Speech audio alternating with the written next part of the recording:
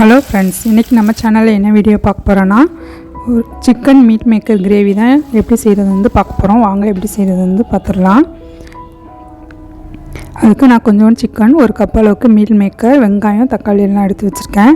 வெங்காயம் வந்து 2 வெங்காயம் வந்து பெரிய வெங்காயம் சின்ன சின்ன பீஸாக வந்து கட் பண்ணியிருக்கேன். இப்போ மீல் மேக்கரை வந்து நம்ம வந்து க்ளீன் பண்ணியிருக்கேன். அதுக்கு தண்ணி கொதிக்க வச்சுருக்கேன், கொஞ்சம் உப்பு சேர்த்துருக்கேன். இப்போ இது வந்து மீல் மேக்கர் ஒரு 5 நிமிஷத்துக்கு நல்லா கொதிக்கட்டும். அதுக்கடையில் நம்ம தக்காளியை வந்து மிக்சியில் வந்து அரைச்சிடலாம் நைஸாக. தக்காளியை நல்லா பேஸ்ட்டாக வந்து அரைச்சாச்சு. இப்போ சிக்கனை வந்து ஒரு மீடியம் சைஸ்க்கு வந்து நான் கட் பண்ணி எடுத்துக்கிறேன். ரொம்ப பெருசாக இல்லாமல் ரொம்ப சின்னதாகவும் இல்லாமல் ஒரு மீடியம் சைஸ்க்கு வந்து நான் சிக்கனை வந்து கட் பண்ணிக்கிறேன். இந்த சைஸ்க்கு வந்து கட் பண்ணி எடுத்தாச்சு. இப்போ மீல் மேக்கர் நல்லா கொதிக்கிது. இப்போ அடுப்பை வந்து ஆஃப் பண்ணிடுறேன். அது கொஞ்சமாக ஓரமாக இருக்கட்டும். நெக்ஸ்ட் வந்து நம்ம தாளிச்சிடலாம். அது குக்கர் வச்சுருக்கேன். குக்கர் ஹீட் ஆனதுக்கப்புறமா எண்ணெய் சேர்த்துக்கிறேன். எண்ணெய் ஹீட் ஆகிடுச்சு. பட்டை, கிராம்பு, ஏலக்காய் சேர்த்துக்கிறேன். இதுவும் பொரிஞ்சதுக்கப்புறமா நம்ம கட் பண்ணி வச்சுருந்த வெங்காயத்தை சேர்த்துடலாம். வெங்காயத்தை நல்லா வதக்கிக்கலாம். வெங்காயம் வந்து நல்லா வதங்கட்டும். அதுக்கு இடையில் நம்ம மீல் மேக்கரை வந்து நல்லா ஒரு 3 தடவை நல்லா வாஷ் பண்ணிவிட்டு அதில் இருக்கிற தண்ணி எல்லாத்தையும் நம்ம பிழிஞ்சு எடுத்துடலாம்.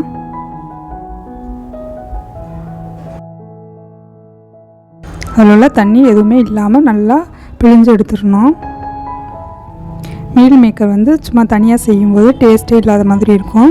இப்போ இதை சிக்கனோடு சேர்த்து செய்யும்போது அந்த சிக்கனோடைய ஃப்ளேவரோட மீல் மேக்கர் நல்லாயிருக்கும்.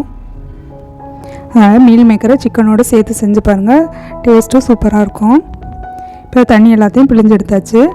இப்போ வெங்காயம் நல்லா வதங்கியிருக்கு.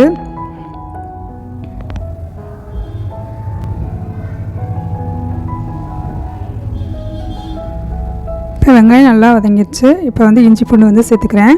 1 டேபிள் ஸ்பூன் அளவுக்கு இஞ்சி பூண்டு வந்து சேர்த்துக்கிறேன். இதோடைய பச்சை ஸ்மெல் போகிற வரைக்கும் நம்ம எண்ணெயில் வந்து இதை வதக்கிடலாம்.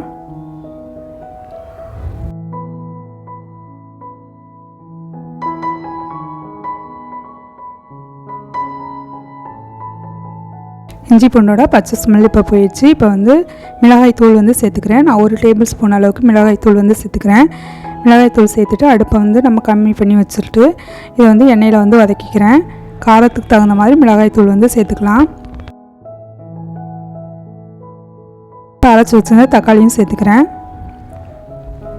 இப்போ தக்காளியோடைய பச்சை ஸ்மெல்லு போகிற வரைக்கும் நம்ம இதை எண்ணெயில் வந்து வதக்கிடலாம்.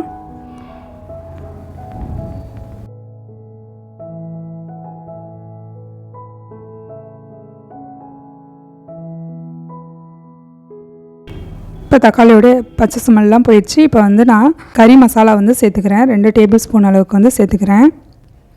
இதையும் எண்ணெயில் வந்து வதக்கிடலாம், மசாலாவுடைய ஸ்மெல்லு போகிற வரைக்கும். இப்போ இதையெல்லாம் நல்லா வதங்கியிருக்கு, எண்ணெயும் பிரிஞ்சிருக்கு. இந்த ஸ்டேஜில் கொஞ்சோண்டு கொத்தமல்லி, கருவேப்பிலை சேர்த்துக்கிறேன். கொஞ்சோண்டு புதினா கொத்தமல்லி வந்து சேர்த்துக்கிறேன். புதினா கொத்தமல்லி சேர்க்கும்போது நல்லா ஃப்ளேவராக இருக்கும்.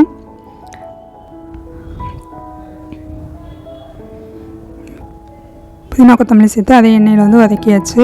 இப்போ 3 டேபிள் ஸ்பூன் அளவுக்கு வந்து தயிர் வந்து சேர்த்துக்கிறேன்.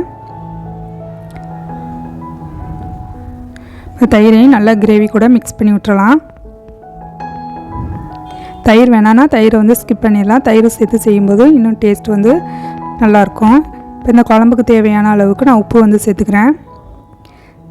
நம்ம மீல் மேக்கர் வேக வைக்கும் போது கொஞ்சம் உப்பு வந்து போட்டிருக்கோம், அதனால் பார்த்து வந்து உப்பு சேர்த்துக்கணும்.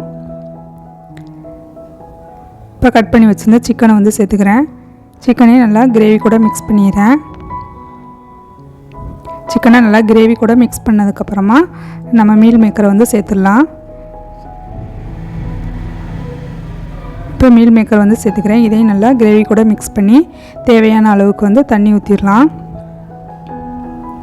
இது கொஞ்சம் கட்டியாக வச்சா தான் இந்த குழம்பு வந்து நல்லாயிருக்கும், அதனால் நான் கொஞ்சமாக வந்து தண்ணி சேர்த்துக்கிறேன்.